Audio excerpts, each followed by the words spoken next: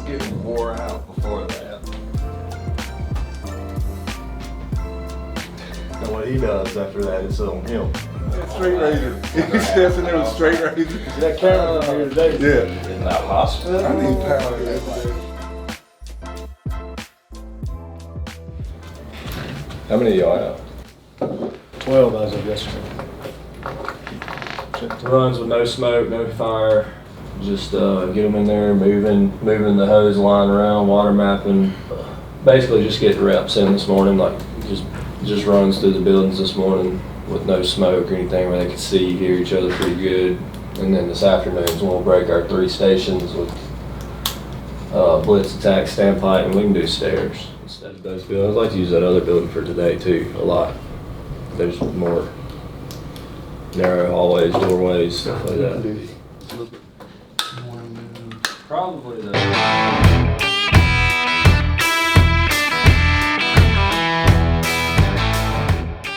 Alright, so this week on campus I'm coordinating the engine company operations class, and we just got done with our morning meeting for the instructors, kind of be on the same page, make sure we are organized when we get down there.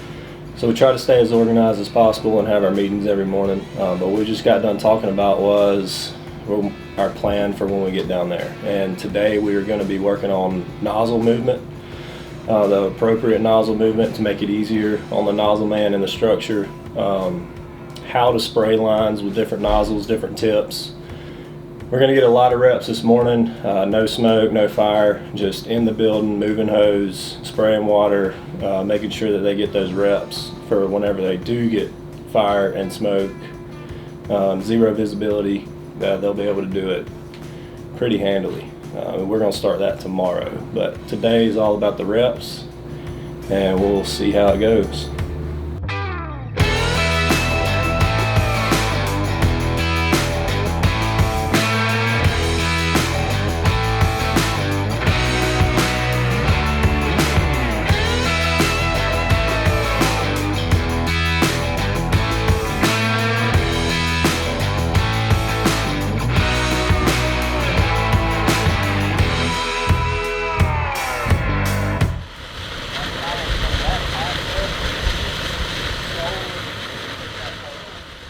Good morning, I'm Chris Carrera. I'm an instructor supervisor over the Firemanship Group. Today we're going to be spotlighting Instructor Putt.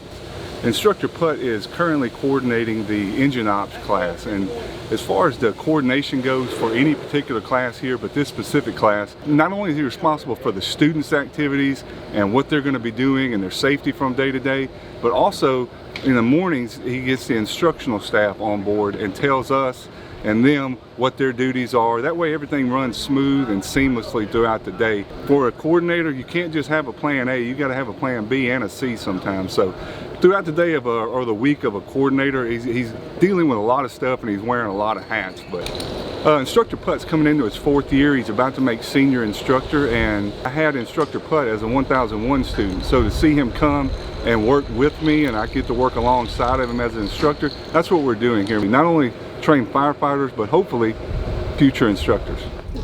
We're going to move over there with our normal lines. We'll have engine 3/4. We'll do a couple different scenarios, moving lines different ways over there. But first, we're going to show nozzle movement.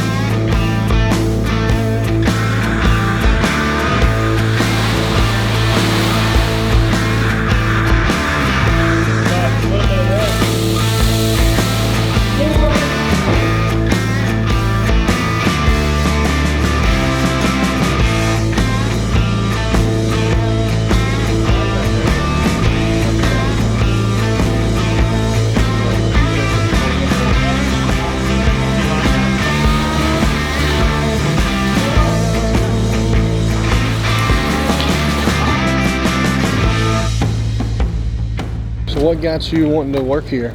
I was about 10 years in at the department I was at, and frankly I was a little burnt out on the repetitiveness of some of the stuff we were doing as far as the calls we were running, majority of the calls we were running, and a couple situations, and I thought maybe a department change would kind of fix that, so I was going to consider that route. And I never really thought that always wanted to be an instructor. I always looked at instructors as being like you know, pretty top tier guys. I never thought I would actually be able to be one, but so my wife talked me into it and I applied just to see what happened, and I ended up getting a call from here and came out here. I had 2 young kids at the time, a newborn and a 4-year-old. So the shift life was kind of wearing on my wife a little bit, as well as myself. And I came out here, and this has been probably one of the best decisions that I've ever made in the fire service, for sure. This is ever since I've been here, I haven't thought about getting back on a truck. So There you go. it's been a good time. I love it. I get to meet a bunch of different people, doing a bunch of different types classes, just being able to interact and get to know people throughout the entire state. You know, looking back, I've been here 4 years now, and there's probably not a city in the state where I don't know someone. So yeah, it's a very unique opportunity to be able to be out here. It's great. It's a great place to work. The guys here are willing to help out no matter what. They're always willing to make you look good anyway. So Yeah. they're the one, the people you work with, like that guy. Keep moving. They make it fun. They work really hard around you. You always have someone to lean on. You don't ever have to do anything by yourself around here.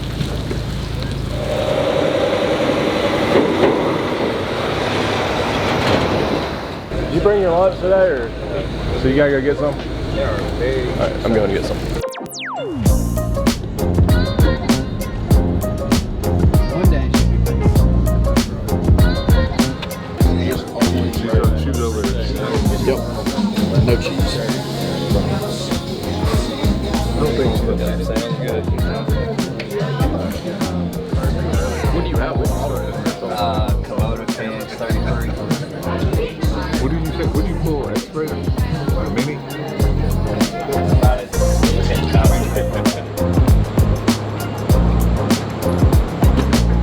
All right, so we're after lunch now, so we came back down the hill, and we are going to do 3 stations for the engine ops crew. We're going to do a blitz attack with a bundle drop, which is going into multiple story structure and being able to drop coupling out to your partner outside, hooking to a nozzle there instead of wasting hose line inside a structure. More to it than that, but that's the short version.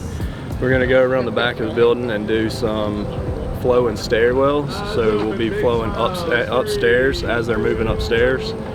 Certain techniques with that, and that's what they're going to be showing this evening there. And our 3rd station is going to be a high-rise, simulating the standpipe in a high-rise. So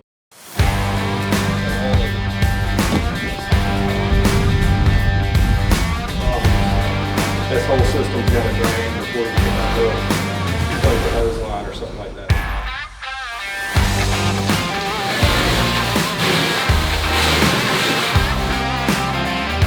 I would say it's just 250, but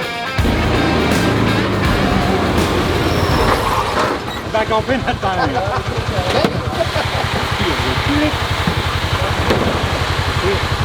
It's got a pressure washer, it's got a tank.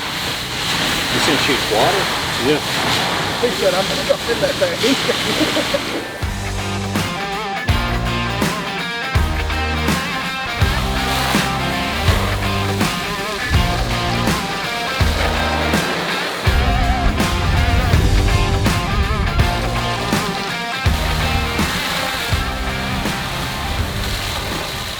So I was able to get a lot of volume onto the fire, knock it down, give them time to be where they're at and throw their hose line out. Once they transfer to that hose line, they bump down to 160 gallons a minute from the engine 3/4. Thanks for watching the video today. Following along Lane Putt as he coordinates the engine company operations class. For more content, make sure you follow us on social media on all the platforms, Facebook, Instagram. But make sure you go to our YouTube channel. This is where you're going to see these episodes, and you're going to see more of these coming out in the near future.